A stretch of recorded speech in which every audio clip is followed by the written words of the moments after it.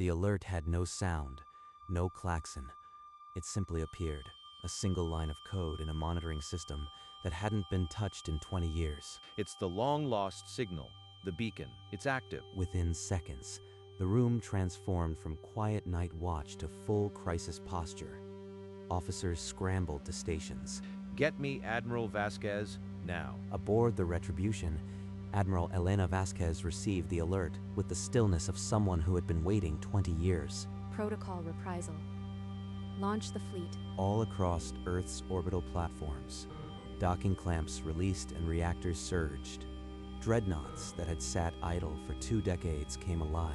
Commander, signal the Stargate. We leave within the hour. The Stargate ring, dormant in the void, began to glow. Ancient machinery awakened after years of silent waiting. The promise Earth made 20 years ago was now a fleet in motion, and it would not stop until the beacon was answered. Hundreds of light years away, the Krell battlecruiser Carrick's Vengeance patrolled the edge of a forgotten debris field. Scan that debris. I want to know if anything is still intact. The view screen highlighted a single object, a tiny, battered escape pod, orange and white, tumbling slowly. Terran markings. Old war junk. Bring it aboard. Perhaps the salvage will amuse the crew. The tractor beam latched on, pulling the pod through the hangar's atmospheric shield. The Krell moved with the confidence of predators who had long forgotten to fear prey. Notify the salvage team. I expect a report within the hour. Keep it isolated until we know it is not booby-trapped. The pod touched down on the hangar deck with a heavy clang, its scorched hull steaming in the alien atmosphere. Interesting, but nothing to threaten the Carrack. Veshtark turned from the view screen, already bored. He did not look back, and in the dark of the hangar, sealed away from the crew, the Terran pod continued what it had been doing for 20 years, transmitting. The salvage team worked quickly, their cutting beams slicing through the pod's ancient seals. Open it. I would see what the humans left behind. The hatch cracked open, releasing a gasp of frozen air that vaporized in the warm hangar. A corpse. A human, mummified. He died in his seat, alone. On the console, a single light blinked. Cyan. Steady. Uninterrupted for 20 years. What is this? A distress beacon, still transmitting after all this time? The technician shrugged, his scanner showing a repeating signal with no response codes. Old Terran junk, leave it. It is harmless. He turned away, his attention already drifting to more pressing matters. The beacon's pulse remained unwavering. Veshtark did not know, could not know, that the beacon was not a cry for help. It was a summons, and it had been answered. In the Krell Analyst Station, a junior technician studied the beacon's signal waveform. It was not random noise. It was a repeating, structured data stream. He flagged it for the commander. Veshtark arrived, still in his duty armor, and looked at the display with impatience. It is a dead human's distress beacon. The loop has repeated for 20 years. There is no threat here. The technician tried to object. The pattern was too precise, the signal strength too stable. But Veshtark raised a hand, silencing him. I will not waste resources on old wreckage. Secure it and delete the alert. The beacon was placed on an empty munitions crate, its light blinking in the dark corner of the hangar. A human corpse and a broken radio. That is all. He returned to the command throne, dismissing the matter from his mind. The sensor logs recorded the signal and moved on, but the beacon continued to broadcast, its coded message slicing through subspace, unanswered by the Krell and not unheard. The signal carried a code one strategic command had sworn never to forget. Commander Cole, explain the protocol for the bridge.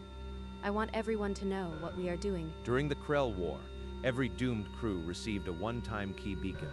If activated, Earth promised to respond at full force, no matter the delay. And this is it? The long-lost signal? Yes. The beacon is sending a coordinate in Krell space. The protocol: launch the reprisal fleet, travel there, and demand surrender under the original terms. The terms expired decades ago. The beacon reactivates them. Earth will not renegotiate. On the bridge, the weight settled. They were not going to rescue anyone. They were going to end a war within the hour. Earth's public screens carried the news. The reprisal fleet was launching. A promise made 20 years ago was finally being kept. The promise had a name. In the pod's black box, one final recording remained, a log made 20 years earlier, by the man who died in that seat. This is Lieutenant Stephen Merrifield, United Space Forces. My escape pod has sustained critical damage. Life support is at 5%. He had slammed the transmit button as his pod jettisoned from the dying ship, the beacon activating with a final surge of emergency power. I've activated the long-lost beacon. Protocol Reprocel. If Strategic Command still monitors this frequency, respond. I don't know if anyone is listening anymore, but I have to believe Earth keeps its promises. For Earth, I wait. The log ended. The beacon's light, undimmed, continued its steady pulse, transmitting into the void for 20 years. Stephen Merrifield's body drifted, a silent sentinel in the void, alone but not forgotten. He had been 23, a soldier who held on to hope across the silence. And now, the promise was being kept. Despite Vesh Tark's order, the analyst team continued decoding the beacon's signal. Deep within its structure, they found coordinates. The lead technician approached Vesh Tark on the bridge, datapad in hand. His face was tight with alarm. Commander, the Terran beacon is not a distress call. It's a positional lock. Targeting this system, a targeting coordinate for a dead man's pod. You are spinning ghosts. Delete the log and stand down. The technician hesitated, but the commander's tone left no room. The alert was silenced again.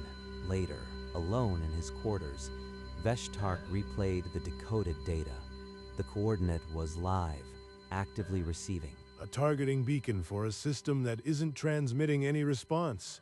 That makes no sense, unless it's not expecting a response. But he dismissed the thought. Pride would not let him reconsider a decision made publicly. It is nothing. A ghost from a dead war. But the unease remained, a cold weight behind his eyes. Vesh Tark could no longer ignore the weight behind his eyes. He returned to the hangar, a cutting tool in hand, to silence the signal himself. Open it. I will rip the transmitter out with my own claws if I must. The technician pried open the casing, exposing a crystalline core that pulsed with undimmed cyan light. What is this? It's sealed against intrusion. The core burned his fingertips, discharging a defensive shock.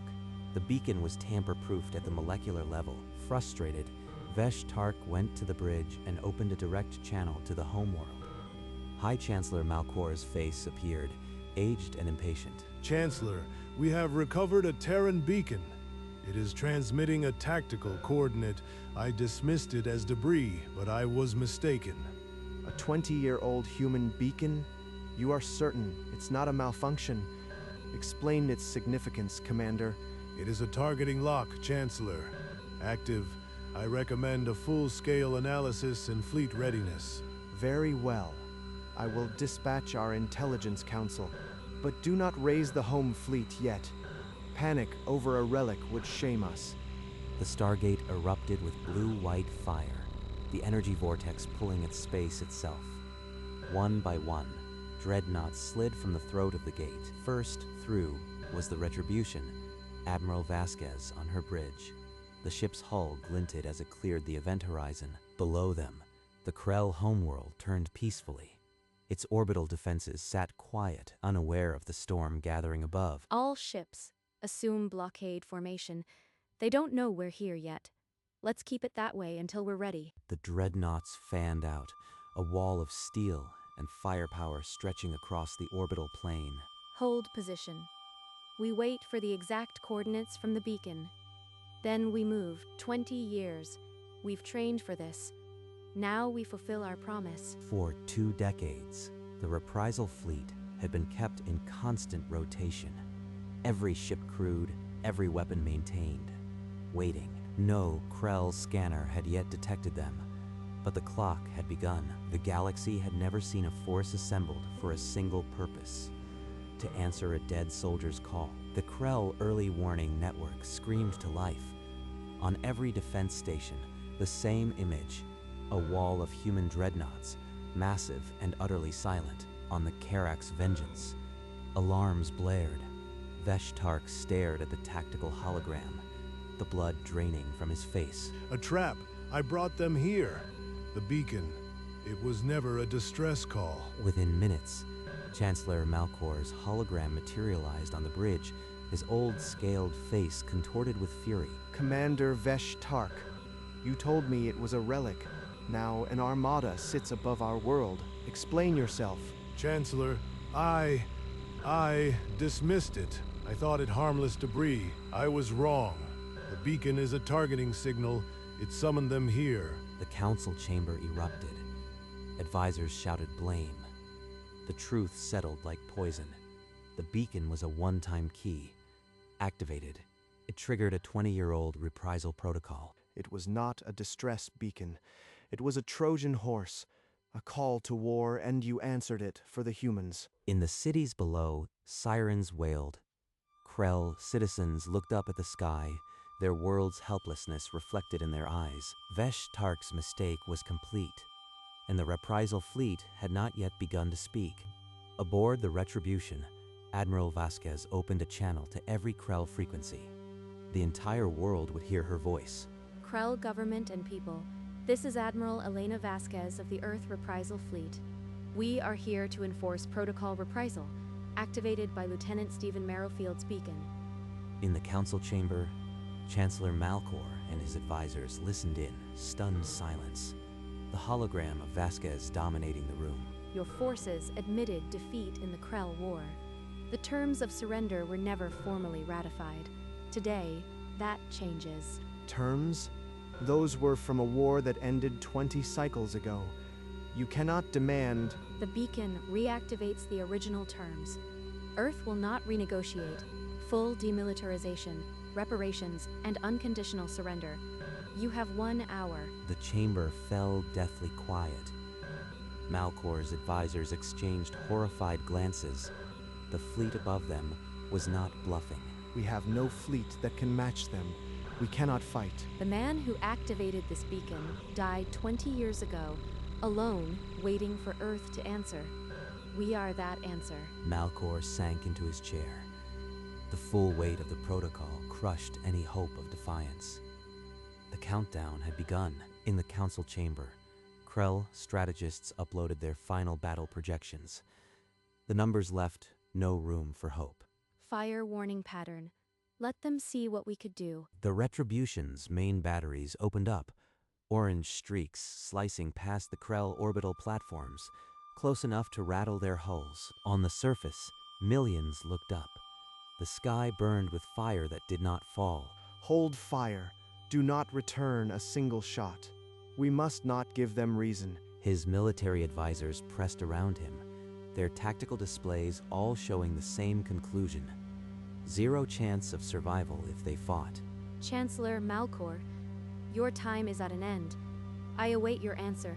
A dead soldier summoned this, and we cannot fight his ghost. The council chamber erupted into fearful silence. There was no more argument, only the grim acceptance of what must be done. Malkor looked at the faces around him, then at the ceiling, as if he could see the fleet through the stone. He opened his mouth to speak. Before Malkor could speak, a hardliner counselor stood, pointing at Vesh-Tark's hologram. The chamber erupted with blame. I admit my mistake, but fighting is madness. Earth's fleet will annihilate us. Your mistake has already cost us everything. Guards, take Commander Vesh-Tark into custody. He is stripped of his rank. 2 armored Krell guards seized Vesh-Tark on the Karak's bridge, dragging him from his command for the last time. He did not resist. There was nothing left to command. In the council chamber, the hardliners called for honor, even in death.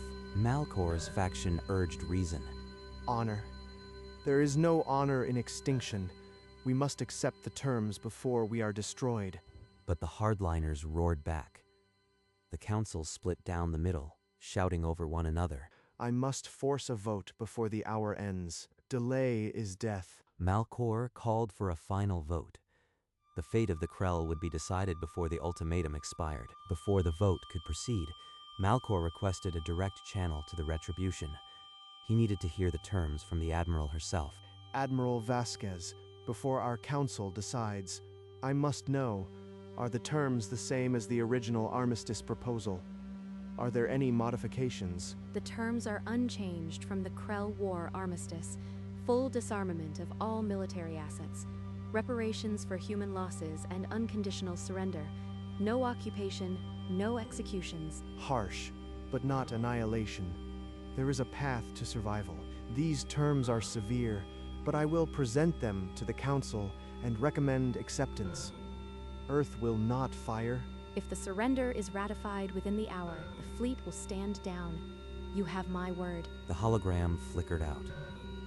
Malcor turned to face the Council, the weight of his decision etched into his scaled features. I have spoken with the human admiral. The terms are the original armistice. We can survive this, but we must surrender. The hardliners still muttered, but the urgency of the moment silenced most dissent. The vote would be called. Malcor prepared to cast his own vote first, setting a precedent. The fate of the Krell hung on a single roll call. In a dim Krell detention cell, Vesh Tark knelt on the cold floor, his armor stripped, his insignia torn from his collar. I saw the beacon blink. I ordered it left on a crate. Harmless, I said. I could have ended it. One command to delete the signal, and Earth would have never known. But I was too proud. Arrogance. That was my treason. I gambled our entire world because I couldn't admit a dead human's trinket held the power to destroy us. The memory replayed. He had stood in the hangar, watched the technician shrug, and turned away. The beacon's light, unanswered by him. A dead man outwitted me. A soldier frozen in his coffin, staring at nothing, and still he won. My people will pay for my pride, and I will live to witness it. That is the only justice left. He had been a commander of the Karak's vengeance. Now he was a name that would be cursed for generations. I was a fool, and I will die knowing that. But my people, may they forgive me. No one heard him. The council was voting. The fleet waited, and Commander Vesh Tark, alone in the dark, finally understood the weight of a single moment's arrogance. I vote to accept the terms of surrender, to save our people. The holographic tally board lit up. One by one, councilors followed, a cascade of submission.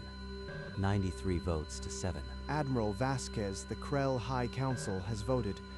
We accept unconditional surrender under the original armistice terms. Aboard the Retribution, Vasquez watched the transmission in silence, then allowed herself a slow, measured breath. All ships, stand down from battle stations. The war is over. Across the fleet, weapon hatches sealed and targeting arrays went dark. The reprisal fleet had spoken, and the galaxy had listened. On the Krell homeworld, the sirens fell silent. In the council chamber, the weight of defeat settled into the bones of every present. It is done. We have chosen to endure. Krell government, your surrender is accepted. Earth will honor its word.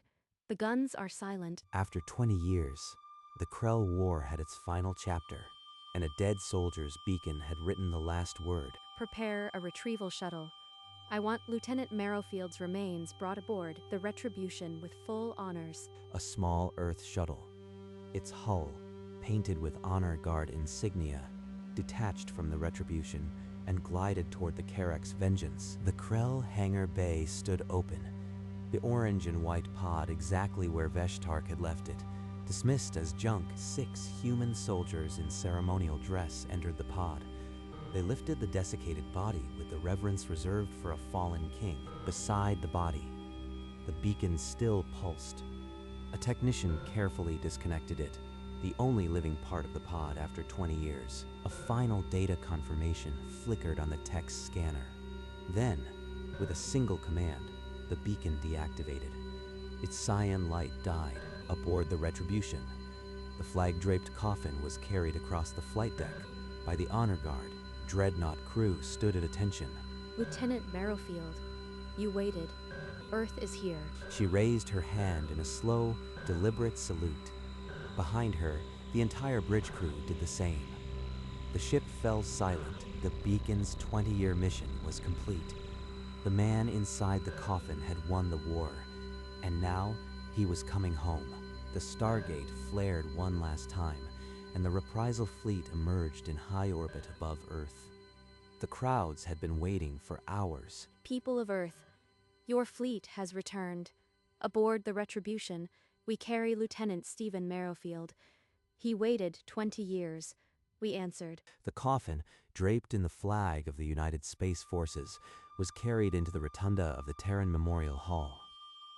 An honor guard stood at its four corners. The plaque on the museum display read, Beacon Unit 94, activated by Lieutenant Stephen Merrifield, 2203, deactivated 2223.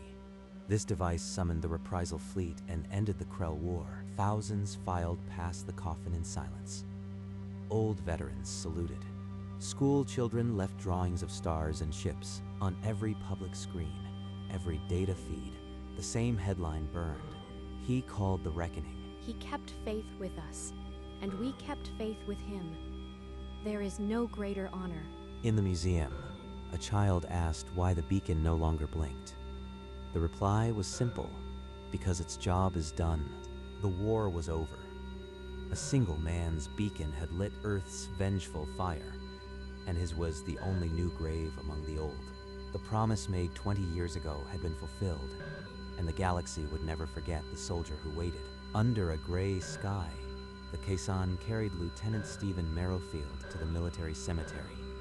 Thousands lined the path, holding flags. 6 soldiers in ceremonial whites folded the flag, once draped over his frozen body, into a tight, perfect triangle. The crack of 21 rifles split the air. The salute echoed across the field of 1,000 white stones. Admiral Vasquez stepped to the lectern. The wind caught her voice, but her words cut through the silence. His final recorded words were, "For Earth, I wait. Stephen, you waited, and Earth came across the stars. You won a war from the dark of a life pod. We will never forget." The headstone was unveiled.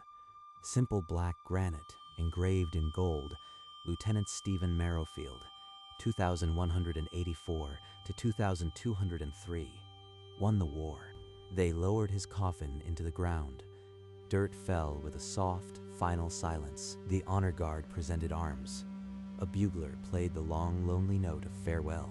The soldier who waited was home, and the galaxy would never again doubt the promise of Earth. High above Earth, the reprisal fleet assumed its new station, not as conquerors, but as guardians.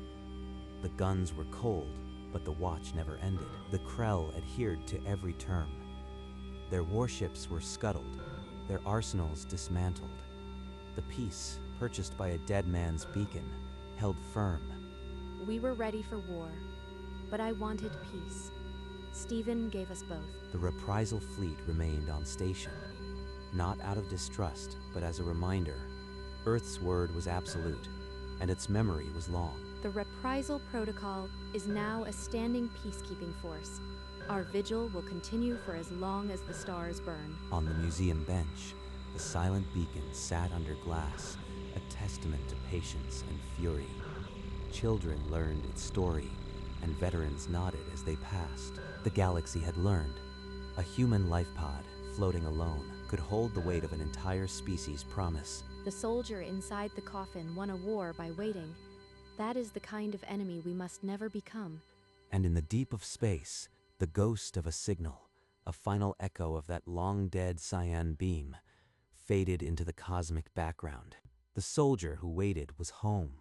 The promise was kept, and the reprisal fleet stood eternal, watching over a galaxy that would never forget. In his detention cell, Vesh Tark watched a flickering news feed of Stephen Merrifield's burial.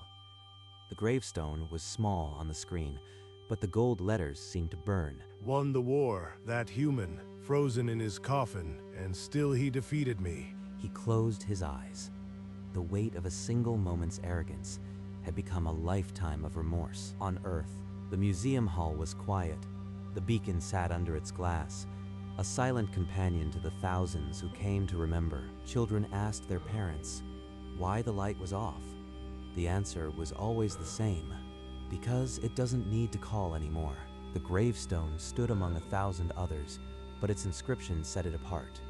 Fresh flowers were always there. They honor him, a hero, and I will be a footnote in the annals of folly. The beacon remained, silent, inert, but alive in the memory of a species.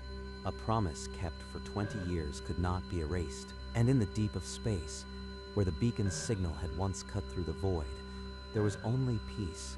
The soldier had won his war, and Earth, as always, kept its word. In the Terran Memorial Museum, the beacon sat alone under its spotlight. Its silent face told the story no words could. The plaque read, "He called the reckoning." Below it, a single sentence, a promise kept across 20 years. At the cemetery, fresh rain washed the gravestone, "Won the war." The words gleamed under the passing clouds. Beyond the atmosphere, the reprisal fleet kept its watch. No warship stirred, but the vigilance was absolute. The signal that had traveled 20 years faded to nothing, its final echo dispersing into the cosmic static. But for those who remembered, the promise still rang clear. Earth does not forget, and the reckoning comes for those who doubt it. In the museum, a child placed a single white flower at the beacon's case and whispered, "Thank you." The dead soldier had won, not with a weapon, but with patience. And his was the only grave Earth would ever need to prove its word. The promise kept, the reckoning finished, and the galaxy, at last, at peace, fade to black.